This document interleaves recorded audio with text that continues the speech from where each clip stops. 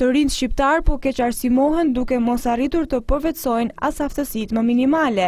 Alarmi është lëshuar nga raporti më i fundit i Bankës Botërore, i cili ndër të tjera ka në fokus edhe zhvillimet në tregun e punës. Sipas këtij raporti, 57% e 15 vjeçarëve të vendit tonë janë analfabet funksional, pra që nuk e kanë aftësinë të kuptojnë dhe të zbatojnë njohuritë e marra gjatë leximit.